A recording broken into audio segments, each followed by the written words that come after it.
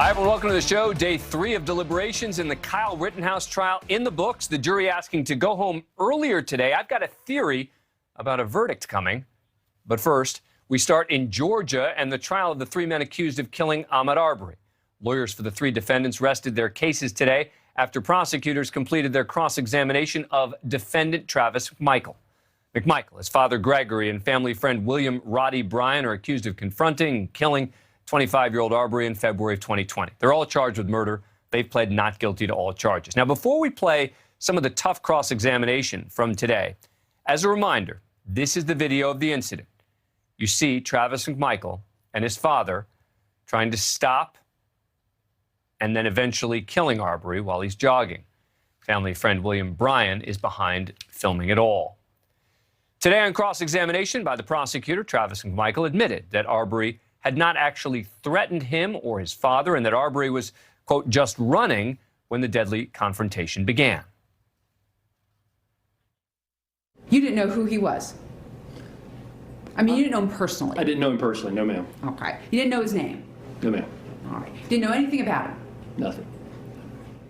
He didn't know you? Not that I'm aware of. You just knew that he was the guy who was on video at the open unsecured construction site? And that I saw on the 11th. And at this point in time, when you first see him on Burford, he's not reaching into his pockets? No ma'am, not running, no ma'am. And he never yelled at you guys? No ma'am. Never threatened you at all? No ma'am. Never brandished any weapons? Sir, Your Honor, he's trying to finish his answer. Yeah, he did not threaten me verbally, no ma'am. All right. Didn't brandish any weapons? No ma'am. Didn't pull out any guns? No ma'am. Didn't pull out any knife? No ma'am. Never reached for anything, did he? No. He just ran? Yes, he was just running. Later, prosecutors pressed McMichael on a critical question, whether Arbery had ever actually grabbed his shotgun. So you told Detective Nohilly that he came up, meaning Mr. Arbery, and that I think that's when he hit me or started striking. He was on me. He had my shirt, you know, or something to that point. I had the gun. I was too close to draw down on him. I did like that, you know, and he's still fighting, and I was just like, and at that time, you're showing Detective Nohilly that you had the gun like this, correct? Yes. Yes. And Detective Nohilly specifically asked you, do you remember if he grabbed the shotgun at all? And your response was, I want to say he did, but honestly, I cannot remember. I mean, me and him were face to face the entire time. Do you remember saying that? Yes, and I was trying to think of that exact moment. Trying to give him, like I said, trying to give him as much detail as possible under the stress and all this going on. It was obvious that he had the gun, from what I was saying in here, rereading it, that he had the weapon the way that I was describing it. But why I said he did not have the gun at that second, I don't know why. But yeah, I mean, that's what I said. I want to say he did, but I honestly cannot remember. So you didn't shoot him because he grabbed the barrel of your shotgun.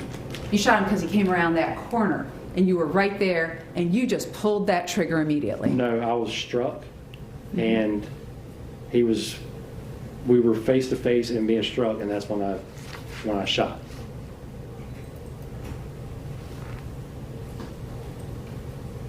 So he came up, I think it was when we were hit, he started striking, he was on me, he had a shirt or, you know, something to that point, and I had the gun. And I was too close to draw on him. So you're saying that all of that took place. He's got your shirt, he's striking you, you've got the gun up in this thing, and you can't draw down on him, and it's a struggle, and he's on you, and you're going back and forth in front of the truck? Is that what you're saying? Yes. Okay. All right, let's get behind the headlines on this with Michael J. Moore, the former U.S. Attorney for the Middle District of Georgia. Michael, good to have you back with us. All right, so you and I were discussing what the cross-examination would entail. This was a lot of it. I'm going to play some more of it in a moment. How do you think he held up? You know, I really thought she did a great job at picking his story apart. And remember that prosecutors don't often get a lot of experience and opportunity to cross-examine a defendant because a lot of defendants don't take the witness stand. This fella chose to do that. And I thought she was methodical in pointing back to prior statements he had made, things that he didn't say that now he's saying. I thought it was a particularly salient point when she talked about what he told the detectives versus the version that he's telling now. And there's sort of a general rule that you give more credibility to statements that are contemporaneously made with an event because your memory's fresh, as opposed to when you've had a couple of years to work them over with your lawyer in preparation to testify. So I really thought she did a good job and locked him in on things that you'll hear again in closing argument about the legal side of the case. It's funny, I was asked on Good Morning America if I thought that the other two defendants were going to take the stand. Does this tell us that the other two are going to take the stand? The answer that I gave was probably not, but we'll see. They decided not to take the witness stand because they're very different. I mean, you got to think about this almost as two separate defenses. One is the actual fight over the gun, right? Which is where Travis McMichael has an argument to make, right? The problem is, what were they doing there in the first place? That's exactly and that's what, and that's the problem that the other guys have, which is why they didn't take the stand, I think. I think that's true, and I think he boxed him in on the fact that he clearly had an opportunity to de-escalate by leaving the situation. I mean, this idea that he is riding along in the truck and he tries to confront the guy. Imagine if you're going down the street on a morning run and two folks pull up in a car and say, hey, I want to talk to you about something, and one of them's got a .357 Magnum. I mean, it's just nonsense. And so how are the other two going to respond to that? I don't know that they could have once he gave sort of the shaky verdict. All right. I'm going to play number 6 here. I want if my control room can try to play some of the video along with this. I don't know if we can do this. We'll try. Because they're going to be asking about the video and the moments that Arbery is trying to run away from the defendant, Travis McMichael. Let's play number 6, cross-examination today. And at that point, Mr. Arbery turns around and runs back down Burford to get away from you, correct? That's correct. So at this point in time, he's running away from you. He has not threatened you. No. Hasn't pulled out a gun. No, ma'am. Hasn't pulled out a knife. He did not. Still arms at his sides. That's correct. And he's trying to get away from you. And I was letting him run away. Yes, ma'am. You were letting him run away. That's correct.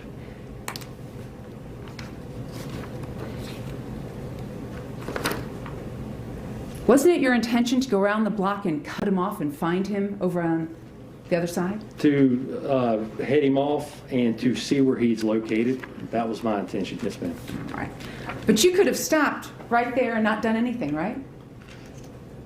Yes, but then immediately after is when I saw his interaction with the black truck and realized that there is something to my suspicions here, and I would like to see where he is at when the cops come, which I assume that the police were on the way, that I would be able to tell them where he's at if they haven't located him at that point.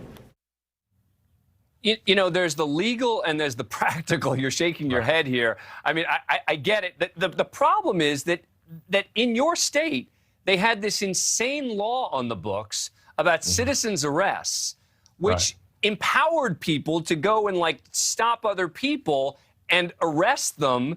The problem, of course, here for the defendant is he never mentioned the citizen's arrests until much later when he realized that this could be a defense. Yeah, that's true. And remember that the law is an old law that basically allowed slave owners to chase slaves. Right. And in this scenario, you've got two pickup trucks chasing a young man through a neighborhood. That he's in flight. He's running for his life. He can only do that for so long. And at some point then he's got to react to try to protect himself, especially when one man's in the back of the truck with a loaded gun and the other's got a shotgun drawn on him. All he can do is try to protect himself, try to get the gun away, confront the guy, or else he's going to get shot in the back because he can't keep running. They've run him like an animal through the neighborhood. The old law, though, actually said, you know, to make the citizen's arrest, you had to sort of have immediate knowledge of a criminal act occurring. Right. And that's what McMichael could not say on the stand. I mean, as a matter of fact, he said just the opposite. I didn't know that he had done anything wrong, but I wanted to find out what was going on. Well, you don't find out what's going on with a loaded shotgun. And you don't chase somebody down with 2 trucks and try to pin them in the neighborhood, drive up alongside of them, harass them, and then get out of the truck and confront them with a gun where they've got no opportunity to do but to try to protect themselves from being shot in the back with a shotgun. All right, let me do this. I want to play a little bit more of the sound from the cross-examination. I'm going to ask you to stand by for a minute. I'm also going to be talking about the Kyle Rittenhouse jury in a moment. I've got a theory here about why the jury left early today. I'm going to share that with you as well. And then later in the show, we're going to talk about some in the media who want to suggest, yeah, these trials are the same. They're not. It's all coming up. What are you nervous about while giving the statement? I just killed a man. I had blood on me still. It was the most traumatic event of my life. I was scared to death. I mean, it was the most traumatic event of my life. I don't know anybody who wouldn't be scared or stressed or terrified or anything. I mean, it was horrible. I'm talking about giving your statement 2 hours later at a police station. You were nervous because you thought you were going to jail, right? No. I gave him a statement. I mean, if I would have... You don't think you're going to jail, is what you're saying. I was going through an investigation. I was following the investigation. Back with Michael J. Moore. Michael, I think, and you may disagree with me on this, I don't think he hurt his case by taking the witness stand. I think he came into this with a really, really tough case. Might call it a crappy case. You might call it a long shot defense, whatever you want to call it. And I think all 3 of them are in a nearly impossible position legally. So he takes the stand. He comes across much better, I think, than many people expected. It's just the substance of what he's saying that's the problem. And so as a result, I don't know that he hurt himself. Yeah, so I will take the chance to disagree with you a little bit.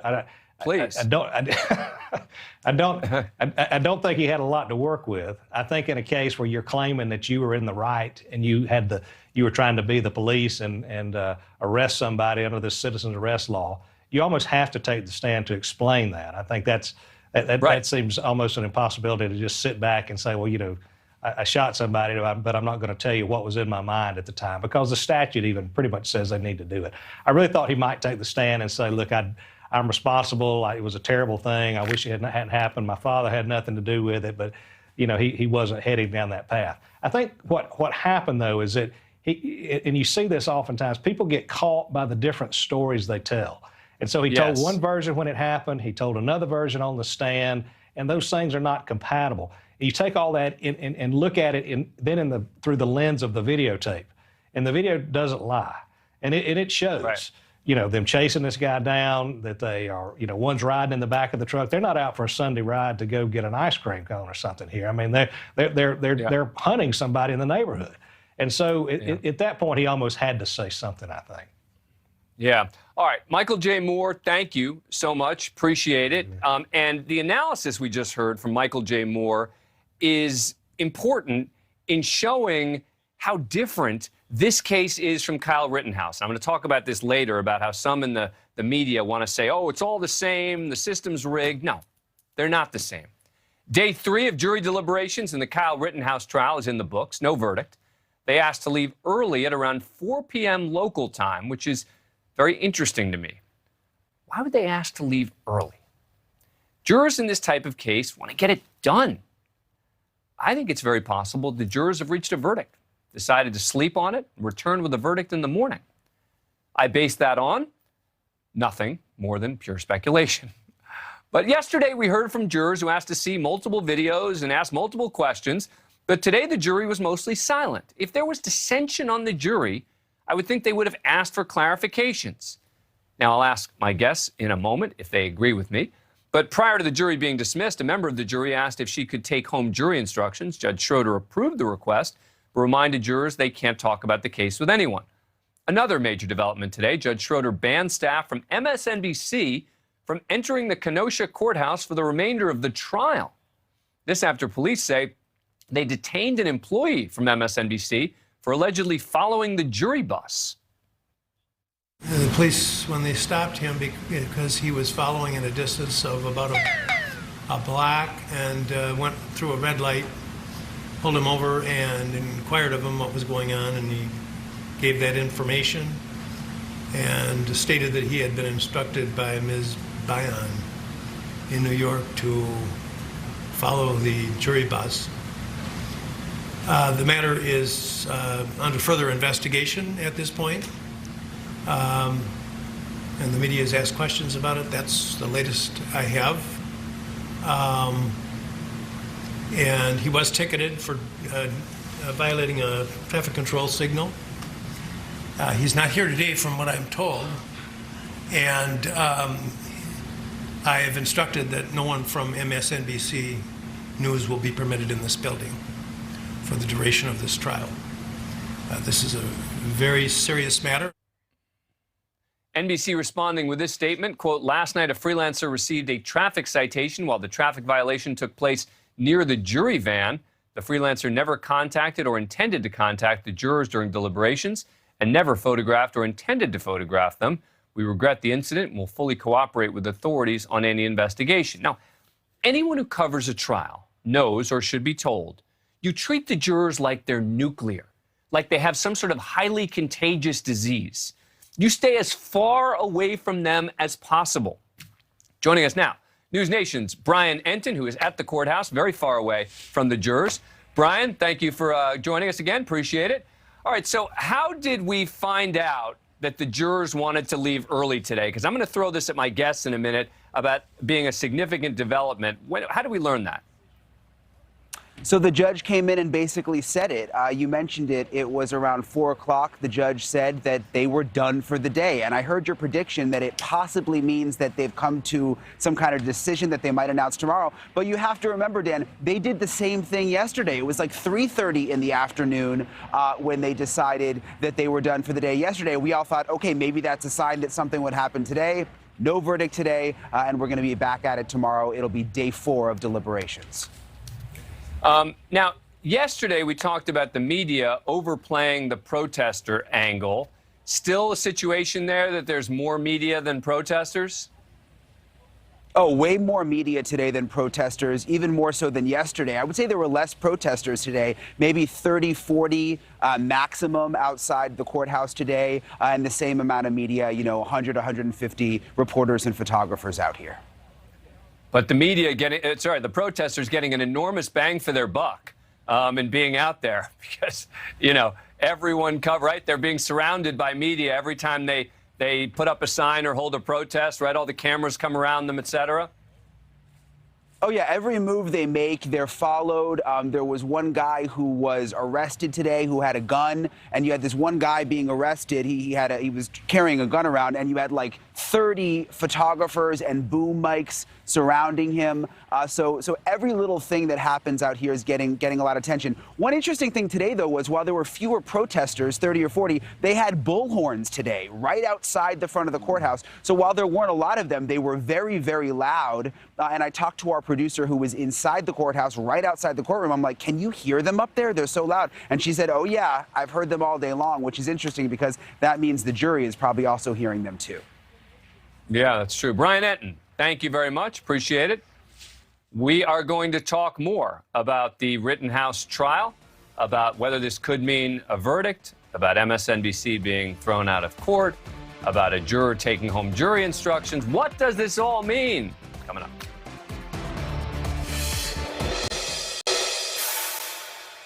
The jurors have concluded day 3 of deliberations in the Kyle Rittenhouse case. No verdict. Come back tomorrow to continue the deliberations. Now, they ended their deliberations today at around 4 o'clock local time. As Brian Enton pointed out the day before, I went back and looked at this, they ended at about 4:30. I was saying the fact that they're ending at 4 o'clock in the afternoon, their deliberations, and saying we're going to come back the next day, could suggest to me, because we didn't hear anything from the jurors today, that they've got a verdict, and they're going to come back in the morning with a verdict. Now, I have no idea if that's true. We shall see. The other news is that MSNBC was booted from the courthouse and that a juror asked to take home the jury instructions and was allowed to do it. Joining us again, former Wisconsin Supreme Court Justice Janine Geske, who teaches law at Marquette University, and Daniel Adams, an attorney at the Adams Group, former assistant district attorney for Milwaukee County. Appreciate it, both of you joining us. All right, Justice Geske, is my speculation at all well-founded? I don't think so. My sense, I'm being honest, Dan, my sense is if they had had a jury at 4 o'clock today, they would have, the jury verdict, they would have brought it out and been happy to go home. My sense is that they're probably tired. They're probably divided on some things, and they finally decided that they just couldn't go on today and needed another day tomorrow to start work on it. So my sense is that they're working hard, but I don't think they have a verdict. But if they're divided, I would think, Daniel, that they would have had questions, right? They'd say, can you clarify this? And when the jurors get divided, typically what we hear them do is ask for explanations of certain aspects of the jury instructions, right? We didn't see any of that today.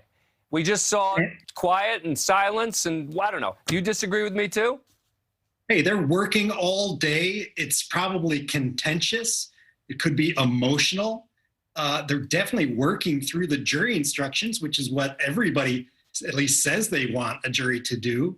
But hey, maybe they were just trying to beat that notorious Kenosha, rush hour traffic after a hard days of beating each other over the head.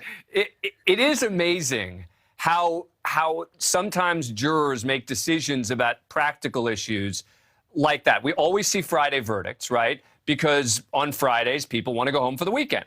So we always see Friday verdicts. It's not because of anything apart from saying we're done. And your point, maybe they did want to beat the traffic. And so, someone's going to laugh, a juror's going to come on the show afterwards and say, "You're an idiot, Abrams. You were actually suggesting that we had a verdict because we went home early? We just wanted to get home and beat the traffic." All right, that's possible. What do you make, Justice Geske, of a juror asking to take home with her the jury instructions? I thought it was very unusual. The judge said that was okay. Not that it's that big a deal, but I was just surprised. Well, it is unusual. It also points to the fact that I think she wants to study them to fortify her argument with other jurors. I think that's what that probably is. I think it's a terrible idea to let a juror take anything home. You don't have them take notes home. You don't have jury instructions. The temptation to look something up, to ask somebody about it, to have some discussion over it is really great when she has those home and the other jurors aren't there. So I think that was a really poor choice on the judge's part, and said, work on the jury instructions when you're all together. Daniel? Big time.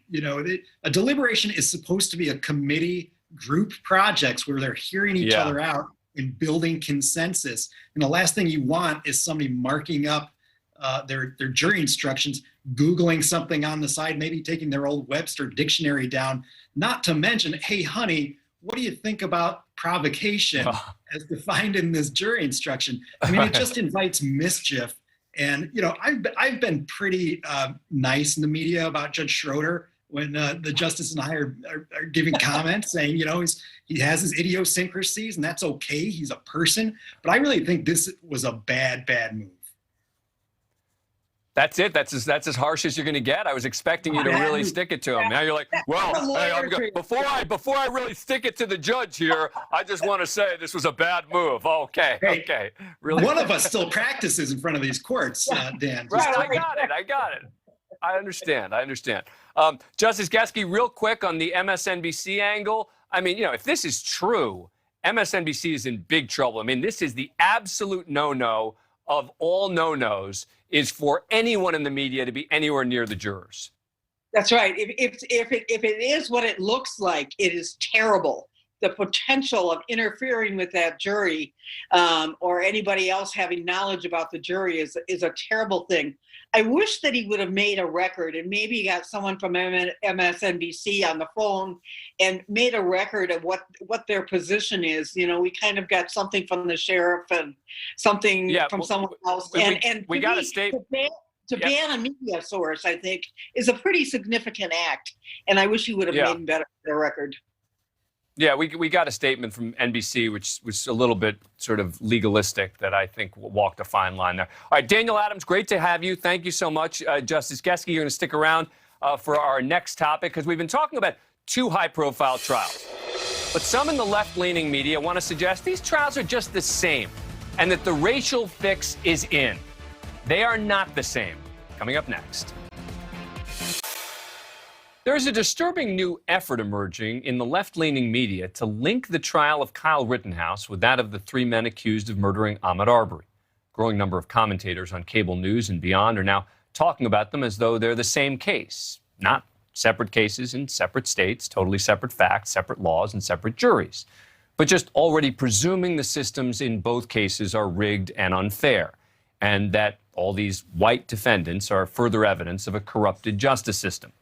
To be clear, the case of Kyle Rittenhouse is close, but he very well may be acquitted based on the law, the videos, and the evidence. And the three men accused of killing Ahmaud Arbery may very well be convicted based on the law, the videos, and the evidence. The cases are actually very different, no matter what you think about what the verdicts should be. Rittenhouse was being chased, period. The jurors will decide what that means. But in the case of the men accused of murdering Ahmaud Arbery, it was the exact opposite. Those guys were chasing Arbery. Those defendants are also leaning on an archaic Georgia law about making a citizen's arrest. Let's just let the juries decide. They watched the evidence, they were in courtrooms. Stop presuming they'll be infected with bias and let them do their jobs, which most juries do every day. But for many, lumping these cases together is just too tempting. The defendants in both trials claiming self-defense. But with both cases playing out against the backdrop of a racial reckoning in our country, what do they tell us about where we are now? We're seeing more calls to violence. We're seeing vigilantes in the street. This is the Rittenhouse case. This is the Ahmaud Arbery case. And I think this is symbolically very important to tell people, listen, this kind of taking the law into your own hands is not going to fly. With two cases, which will once again tell us where we are as a country. Whether armed, primarily white men can continue to take matters into their own hands and serve as judge, jury, and executioner, legally, under the law. That is exactly what happened in that case. And look at Rittenhouse. You know, both of those trials were based in race, and I'm very concerned about the outcome for both of them. I just wish we could just let the juries decide very separate cases separately. Former Wisconsin Supreme Court Justice Janine Geske is back with us now, as well as criminal defense attorney Philip Turner. Thanks to both of you for coming on. Appreciate it. All right, Philip Turner, let me start with you. Am I wrong here? Am I being unfair, do you think, to these media commentators? Not at all. You are absolutely correct. These are completely different cases. And as you pointed out, Rittenhouse case is very close, and he may well be acquitted. The other defendants, from the evidence I've heard, I'm pretty certain that they're going to be convicted. And that, quite frankly, what they're putting forth as their defense, in my opinion, is kind of ridiculous. But no, these cases have nothing to do with it. Separate juries, separate laws, separate facts. And that is what the law is all about. Each case is to be judged individually. You don't judge cases just lump sum. You don't. And they're completely wrong. And Justice Geske, I get almost offended when people sort of summarily insult the justice system without anything to back it up, right? It's all sort of, unless we get exactly what I want, then the justice system is corrupt. Then everyone is corrupt. Then the system is racist, et cetera. And it just, the thing that bothers me is it just completely ignores what the jurors are going through, the evidence that they are listening to every day. No, I agree with you, Dan. And you know, one of the things is, if you're looking at these trials, you need to look at the jury instructions. What is the core, what are those jurors being told is the law that applies to the case? And you look what's happening in Georgia, you know, with this whole, you know, citizens arrest thing, and obviously these white guys chasing this African-American guy who's jogging down the street, whether or not what the facts of that case are like compared to the case in Wisconsin, which is very complex factually, and has very complex self-defense overtures. And so I think they're very different cases and could easily have very different verdicts. And you know, Philip Turner, it seems to me the way to say it is, if the guys in the Ahmaud Arbery case are all found not guilty, then we need to have a discussion. I mean, it seems to me that's the way to frame this, right? Is to say, let's not lump Rittenhouse in here. Let's say that if the guys in the Arbery case are all acquitted, yeah, that's a fair discussion to have about our justice system and about race in America, right? Well, it is. And then it's like sort of akin to Rodney King. As you remember, Rodney King, the police officers were acquitted in state court, Simi Valley. Then the federal government indicted them in federal court, and they were all found guilty. I mean, these cases are completely different, and it's an insult to the system, to the judicial system, to say the complete insult. It's an insult to lawyers. It's an insult to everyone who's involved in trying to make the system completely different facts. And it's an insult to the jurors. It's an insult to the jurors to presume that they're all going to be corrupted by this, you know, either by the bias or by the media coverage or whatever it is. And you know, anyway, I get riled up about this. All right, Philip Turner, I know we'd wanted to speak to you earlier in our segment. We'll have you back on to get some more time with you on the next one. Justice Geske, thank you, as always. Appreciate it. Time for our police cam segment, showing you the dangers that officers face every day. We're about to hear frantic neighbors calling 911 as a gunman rampaged through a mobile home park in Illinois. He's walking up to this guy's truck. He's got his gun pointed at a guy in a truck. Oh, he just shot this other guy in the silver car, dude. He just walked up and shot this other guy. Yeah, he's walking southbound. Somebody's screaming for help. I know there's an ambulance right now, right, bro. They need to be here. Yeah, the ambulance cannot approach until police are there. We don't want them to get shot as well. They don't have anything to protect themselves. Yeah, why don't you have them slow up? Do you know where the person is that's screaming for help? Not like what direction? Where the van is. The van's north. What color is the van? Man, he's shooting again.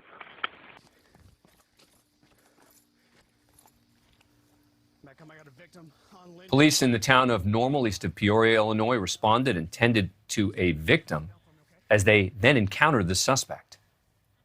Got the ambulance coming? Yep, they're on their way, man.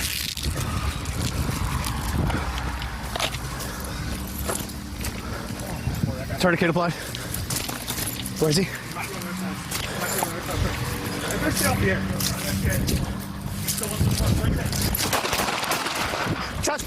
Shots fired, shots fired.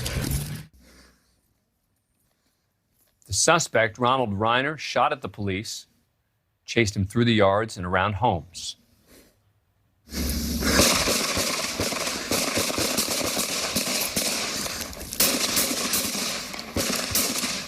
Drop the gun, drop it down.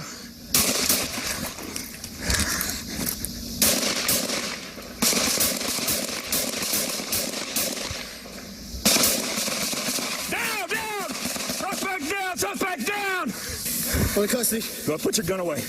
Everyone okay? Everyone's good. There's a victim. There's a victim over on Linden. On Linden. You get him? Left arm, his arm's broken. It's been tourniqueted.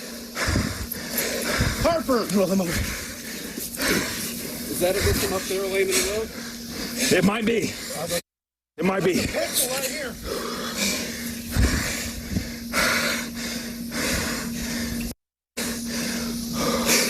You okay?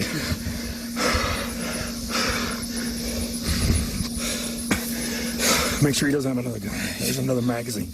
2000 North Linden. Officers provided first aid to the victims until ambulances arrived. Reiner killed 2 people and injured 3 more before police shot and killed him. No officers were injured. Joining me now is retired LAPD Sergeant Cheryl Dorsey. Sergeant Dorsey, thank you for coming on the show. Appreciate it. So, witnesses told the 911 dispatchers that multiple people had been shot.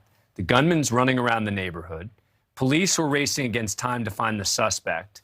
And they're also trying to make sure the paramedics can get in.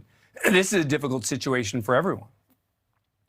Absolutely. And I think the officers really did an amazing job. We saw that there were several on scene and some were able to try as best they could to corral the suspect, identify and locate his position, while others were en route to the suspect's presumed location and tending to those who had been injured along the way. And then we see at the very end, one of the officers tell another officer, put your gun up. A great scene management, outstanding job by the officers. We have a term on LAPD, IDLE, immediate defense of life. And that's what these officers were faced with, protecting the lives of that neighborhood. You know, after the police shot the suspect, we heard an officer taking charge of the scene. Let's take another look at that. Full custody. Go put your gun away. Everyone okay? Everyone's good. There's a victim. There's a victim over on Linden. On Linden. You get him? Left arm, his arm's broken. It's been tourniqueted. Harper. Roll him over. Is that a victim up there laying in the road? It might be.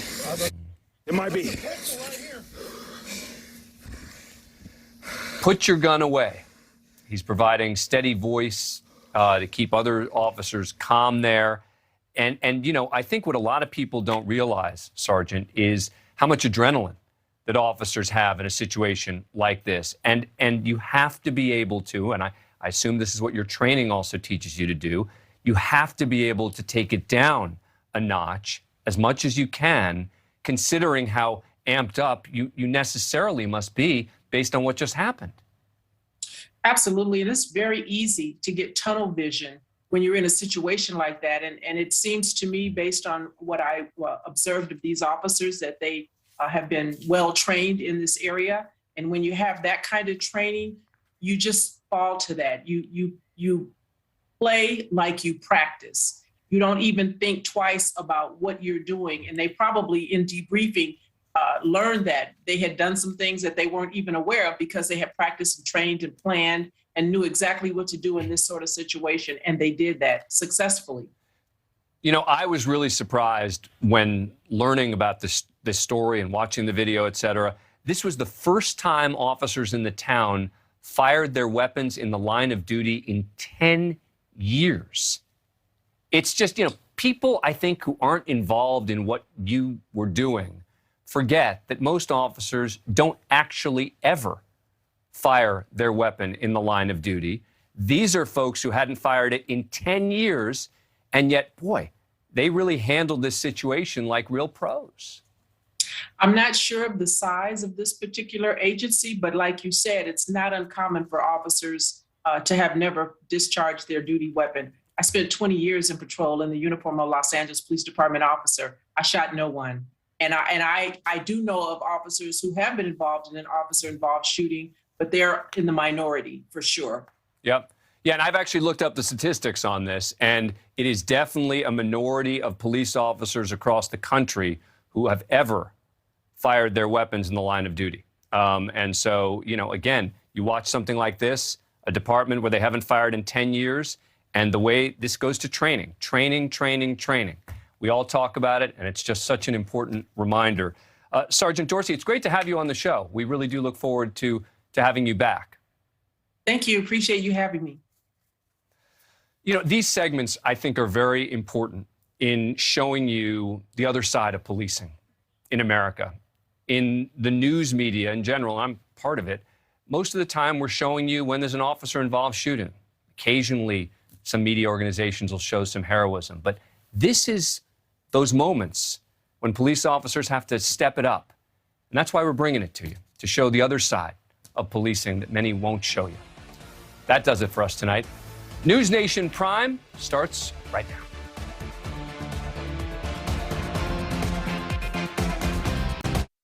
Thank you for watching. Click the red subscribe button below so you can get more of NewsNation's fact-driven, unbiased coverage.